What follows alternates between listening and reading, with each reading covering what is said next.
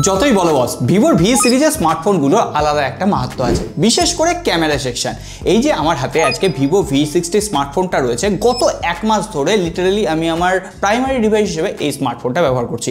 ক্যামেরায় এমন কিছু কিছু জিনিস দেখেছি যেগুলো সত্যিই আমাকে চমকে দিয়েছে, ভালোর দিকেও আছে খারাপ দিকেও আছে। আমরা আগের জেনারেশনে যে ভিভো V50 পেয়েছিলাম সেখানে ক্যামেরা মারাত্মক লেভেলের থাকলেও আলটিমেটলি টেলিফটো সেন্সারটা কিন্তু মিসিং ছিল। ভিভো V60তে আমরা টেলিফটো সেন্সারও পেয়েছি, কিন্তু বেশ কিছু জায়গায় আবার প্রাইস কাটেলমেন্টও রয়েছে। সমস্তটা তোমাদের সাথে শেয়ার করব। আর এই মুখটা যদি তোমরা প্রথমবারের জন্য দেখে থাকো, এখন লাইক সাবস্ক্রাইব করতে হবে না, আমি বলছি করতে হবে না, তার জন্য সম্পূর্ণ ভিডিওটা দেখো। কোথাও গিয়ে ভালো লাগলে, ভালোবাসা তৈরি হলে তখন লাইক সাবস্ক্রাইবটা করে দিও। চলো আগে প্রথমেই আনবক্সিং অলরেডি তোমরা দেখে নিয়েছো, তাও বলে দিই ভিভোর সাথে কমপ্লিট একটা এক্সপিরিয়েন্স পাওয়া যায়। স্মার্টফোনটা তো ছিলই, আর ভিভো এবার কোনো রকম টিপিউ ট্রান্সপারেন্ট কেস দেয়নি, একটা প্রিমিয়াম কেসই প্রোভাইড করেছে। তার সঙ্গে সঙ্গে 90 ওয়াটের ফাস্ট চার্জার, ডাটা কেবল, সিম ইজেক্টর পিন, বেশ কিছু ইউজার ম্যানুয়াল, এই সমস্ত রয়েছে। কিন্তু আমাদের মেন কনসার্ন হচ্ছে এই ভিভো V60 মেন ডিভাইসটা। প্রথমেই দেখো স্মার্টফোনটা কি সুন্দর দেখতে লাগছে। না প্রথমে ডিজাইন নিয়ে কথা বলবো না, ভিভোর V সিরিজ যেটার জন্য বিখ্যাত সেটা নিয়েই কথা বলবো। ক্যামেরা, এখানে 50 মেগাপিক্সেলের জাইসের ওয়াইএস মেন সেন্সার রয়েছে, 50 মেগাপিক্সেলের জাইস সুপার টেলিফটো ক্যামেরা রয়েছে, তার সঙ্গে সঙ্গে 8 মেগাপিক্সেলের জাইসের আল্ট্রা ওয়াইড অ্যাঙ্গেল লেন্স রয়েছে। আর সেলফি ক্যামেরা, সেখানেও 50 মেগাপিক্সেলের জাইসের গ্রুপ সেলফি ক্যামেরা রয়েছে। যাই হোক, এই ক্যামেরাটাকে টেস্ট করার জন্য আমরা সোজাসুজি ফিল্ডে নেমে গেছিলাম। প্রথমেই আল্ট্রা ওয়াইড অ্যাঙ্গেল লেন্সটা টেস্ট করতে গিয়ে দেখলাম যে ঝক্কাস ছবি তুলছে। একদম শার্পনেস তো পারফেক্টলি ম্যানেজ করতে পারছিলই, তার সঙ্গে সঙ্গে এক্সপোজার কন্ট্রোল, ব্যাকগ্রাউন্ডে যে লাইটিং এফেক্ট, সেগুলোও ভালোভাবে ম্যানেজ করতে পারছে। তার পাশাপাশি জাইসের টেলিফটো সেন্সার দিয়ে আমরা বেশ কিছু পোর্ট্রেট মোডে ছবি তুললাম। এখানে মাল্টিফোকাল লেন্স চেঞ্জ করে 23mm, 35mm, 50mm, 85mm, 100mm switch করে ছবি তোলা যাচ্ছে। আর ছবি তোলার পর DSLR ফেল বস, কারণ এখানে যে S2S ডিটেকশন সেটা কতটা পারফেক্টলি ম্যানেজ করেছে। তার পাশাপাশি এখানে ব্যাকগ্রাউন্ডে যে ব্লার এফেক্টটা সেটাও যথেষ্ট ভালোভাবে মেনটেন করতে পেরেছে। আর এই ফোনটাতে জাইসের সেন্সার থাকায় জাইসের বুকে স্টাইল যে এফেক্টগুলো, সেগুলো তোমরা ক্রিয়েটিভভাবে ব্যবহার করে এই ধরনের ঝক্কাস ছবি তুলতে পারবে। তার উপরে এখানে 100x zoom supported, 100x zoom করে ছবি তোলার পর এখানে টেক্সটটা দেখো যথেষ্ট ভালোভাবে পড়া যাচ্ছে। এর থেকে আমরা একটা মিড বাজেট স্মার্টফোনে ক্যামেরাতে আর কি চাই বলো তো? শুধুমাত্র ডে লাইট নয়, একদম লো লাইটেও আমরা বেশ কিছু ছবি ট্রাই করেছি। আর লো লাইটের ক্যামেরা এক্সপিরিয়েন্সকে এনহ্যান্স করার জন্য এখানে স্টুডিও অরা লাইট দেওয়া হয়েছে, ফলে এখানে ইন্টেন্সিটি আর কালার টেম্পারেচার তোমরা অ্যাডজাস্ট করে ছবি তুলতে পারবে, ওয়ার্ম মোড, কুল মোড অ্যাড করতে পারবে। আর সব থেকে যেটা বড় কথা, ভিভো এখানে ইন্ডিয়ার এক্সক্লুসিভ ওয়েডিং ব্লগ মোডও দিয়ে দিয়েছে, যেখানে তোমরা বিভিন্ন ধরনের লাইট, অটো কম্বিনেশন অ্যাড করে সিনেম্যাটিক মোমেন্টে ছবি বা ভিডিও শুট করতে পারবে। বিয়ে বাড়িতে আর DSLR ক্যামেরার দরকার হবে না বস। আর ভিডিও রেকর্ডিং এর জন্য 4K ভিডিও রেকর্ডিং এর সাপোর্ট রয়েছে, সেটা ব্যাক ক্যামেরা হোক বা ফ্রন্ট ক্যামেরা। এমনকি ব্যাক ক্যামেরাতে অপটিক্যাল ইমেজ স্টেবিলাইজেশন রয়েছে, যথেষ্ট স্টেবল ভিডিও ফুটেজ আসছে। এছাড়াও এখানে 50 মেগাপিক্সেলের যে গ্রুপ সেলফি ক্যামেরাটা রয়েছে না, সেটাও যথেষ্ট optimise, screen temperature, screen management যথেষ্ট ভালোভাবে করতে পারছে। সুতরাং ক্যামেরাতে 10-এ 10ই দিয়ে দিতে হয়, কোনো নাম্বার কাটার জায়গা নেই। তাহলে এবার এই সুন্দরী স্মার্টফোনটার একটু রূপের ঝলক দেখে নিই। প্রথমেই বলি, স্মার্টফোনটা হাতে নিয়ে যথেষ্ট প্রিমিয়াম ফিল হচ্ছে।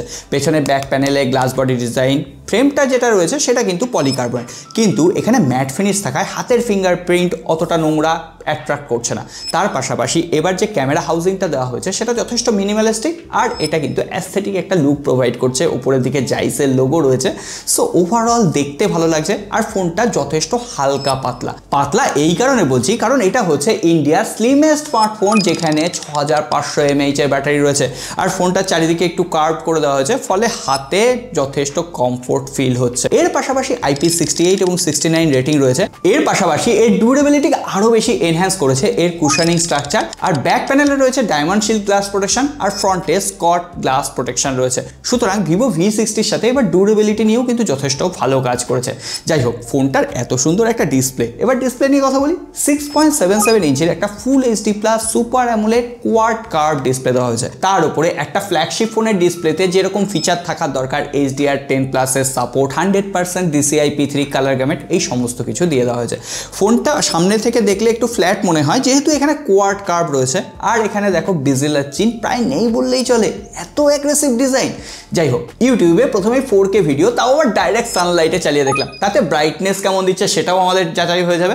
এখানে 5000 নিটসের পিক ব্রাইটনেস রয়েছে আর 1500 নিটসের HBM রয়েছে, হাই ব্রাইটনেস মোড। কিন্তু আমরা যখন ইউটিউবে ভিডিও দেখলাম, ডাইরেক্ট সানলাইটেও সেটা যথেষ্ট শার্প এবং ক্রিস্পি কালার প্রোভাইড করছিল, যথেষ্ট punchy colour. So overall multimedia experience যথেষ্ট ভালো। তার উপরে ডুয়েল স্টিরিও স্পিকার তোমার মাল্টিমিডিয়া এক্সপিরিয়েন্সকে একদম হতাশ করবে না। যাই হোক, এত কিছুর পর ক্যামেরার একটা এক্সক্লুসিভ ফিচারই তোমাদের সাথে শেয়ার করা হয়নি। ভিভো X200 FEর সময় আমি দেখিয়েছিলাম না, এখানে AI সিজন পোর্ট্রেট মোড রয়েছে, স্প্রিং, সামার, অ্যাটম, উইন্টার, আর সেগুলো ব্যবহার করে তোমরা কলকাতায় বরফ নামিয়ে দিতে পারবে বস। একবার ট্রাই করে দেখো, অনেক কিছু জানতে পারবে। কিন্তু এই সমস্ত ভালো ভালো এক্সপিরিয়েন্সই একদম মাটি হয়ে যায় যদি ফোনটা সফটওয়্যার এক্সপিরিয়েন্স খারাপ হয়। এখানে out of the box Android 15 রয়েছে, FunTouchOS 15 এর কাস্টমাইজেশন রয়েছে, আর এখানে ভরে ভরে AI ফিচার দেওয়া হয়েছে। প্রথমেই এর গ্যালারিতে AI eraser, reflection remover, AI magic move, AI photo এনহ্যান্সমেন্টের অপশন তো রয়েছেই, তার সঙ্গে সঙ্গে 4টে অপারেটিং সিস্টেম আপডেট, 6 বছরের সিকিউরিটি প্যাচ লেভেল আপডেট দেওয়া হবে। আর এখানে ভিভো অলরেডি ক্লেম করছে 5 বছর স্মুথ পারফরমেন্স এক্সপিরিয়েন্স তোমরা এই স্মার্টফোনটা থেকে পেয়ে যাবে। কিন্তু এত কিছুকে পাওয়ার আপ করার জন্য একটা প্রসেসর তো চাই নাকি? সেটা একদম ফ্ল্যাগশিপ লেভেলের না হলেও চলবে, কিন্তু ব্যালেন্সড একটা প্রসেসর হতে হবে। তার জন্য ভিভো এখানে বেছে নিয়েছে কোয়ালকম স্ন্যাপড্রাগন 7+ Gen 4, তার সঙ্গে সঙ্গে UFS 2.2 স্টোরেজ টাইপ আর DDR4X RAM। আমরা Antutu চেক করলাম, প্রায় 1 মিলিয়নের আশেপাশে স্কোর এলো। আর এখানে অ্যাপ্লিকেশন ওপেনিং স্পিড, অ্যানিমেশন যথেষ্ট স্মুথ ছিল। তার পাশাপাশি আমরা BGMI খেলে দেখেছি, BGMI একদম 60 FPS এ স্মুথলি খেলতে পারবে, কোনো রকম মাথা গরম মানে ওভারহিট হয়ে যাওয়ার সমস্যা তো নেই, এমনকি ফ্রেম ড্রপ, ল্যাগ এই সমস্ত কিছুর সম্ভাবনা নেই। তবে হ্যাঁ, এত কিছুর পর বেশ কিছু জিনিস না বললে অন্যায় করা হবে। যেমন এখানে প্রি ইনস্টলড অ্যাপ্লিকেশন রয়েছে আর সেগুলোকে তোমরা অনায়াসে আনইনস্টল করতে পারবে, এই সমস্ত কেউ বলে না বস। তার পাশাপাশি এখানে AI ফিচার হিসেবে circle to search, AI call translation, Gemini live support এই সমস্ত অপশান দিয়ে দেওয়া রয়েছে। আর এখানে এনাফ 5G ব্যান্ডের সাপোর্ট রয়েছে 10টার বেশি, সুতরাং কোনো রকম 5G নেটওয়ার্ক ক্যাপাবিলিটিতেও প্রবলেম হবে না। এই হচ্ছে আমাদের ওভারঅল ভিভো V60। কিন্তু এবার আসি, 1 মাস এক্সপিরিয়েন্স করার পর ফোনটা কি আদৌ কেনা উচিত হবে? দেখো, তোমরা যদি একদম আলটিমেট একটা ক্যামেরা স্মার্টফোন চাও, যেখানে তোমরা এই ধরনের মারাত্মক লেভেলের ছবি তুলতে চাইছো, তার সঙ্গে সঙ্গে স্টেবল পারফরমেন্স, একটা ফ্ল্যাগশিপ লুকিং স্মার্টফোন চাইছো, কোয়াড কার্ভ ডিসপ্লে, সেটাও যথেষ্ট প্রিমিয়াম লাগছে, তাহলে অবশ্যই ভিভো V60 কে তোমরা কনসিডার করতে পারো। আরেকটা জিনিস কিন্তু কনসিডার করে রাখাই যায়, ওই সাবস্ক্রাইব বাটনটা এবার অন্তত প্রেস করে দাও, ঘন্টিটা বাজিয়ে রেখো, যাতে পরবর্তী এই ধরনের এক্সক্লুসিভ রিভিউ মিস না হয়ে যায়। সকলে ভালো থেকো, দেখা হবে আগামী পর্বে।